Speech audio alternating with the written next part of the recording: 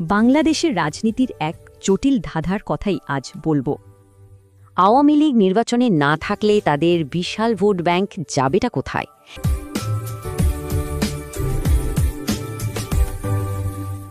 এটাই এখন বড় প্রশ্ন। এই বিশাল ভোট ব্যাংক নিয়ে দুটো প্রধান থিওরি কিন্তু বেশ শোনা যাচ্ছে। একটা হলো জামায়াতকে কৌশলগতভাবে ভোট দেওয়া, অন্যটা হলো পুরো নির্বাচনটায় বয়কট করা। কিন্তু তৃণমূলের বাস্তবতা বলছে এই দুটো ব্যাপারের কোনোটারই সম্ভাবনা আসলে কম। কারণ স্থানীয় পর্যায়ে নেতারা দলের নির্দেশের চেয়ে নিজেদের বাঁচানোকেই বেশি গুরুত্ব দেবেন। তাহলে কৌশলগত ভোট বা বয়কট কোনোটাই যদি না হয়, ভোটগুলো যাবে কোথায়? বিশ্লেষণ বলছে এই ভোট এক জায়গায় না গিয়ে বিভিন্ন দিকে ছড়িয়ে পড়বে। ভোট যাবে এলাকার সবচেয়ে প্রভাবশালী ব্যক্তির দিকে, সে যে দলেরই হোক না কেন।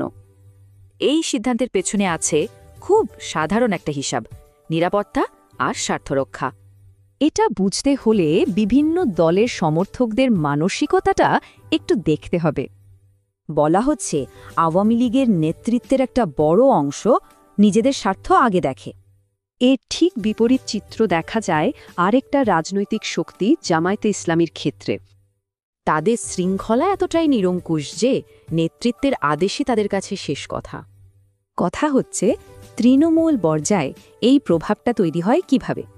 বিনামূল্যে চিকিৎসা, আটক সদস্যদের পরিবারকে আর্থিক সাহায্য, এমনকি সামাজিক অনুষ্ঠানে নেতৃত্ব দিয়ে।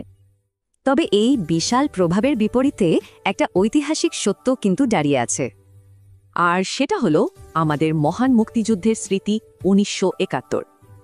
বলা হচ্ছে যারা ৭১ দেখেছেন তারা জেনে শুনে জামায়াতকে ভোট দেবেন না। তাহলে শেষ পর্যন্ত জিতবে কোনটা? ব্যক্তিগত স্বার্থ নাকি ঐতিহাসিক চেতনা?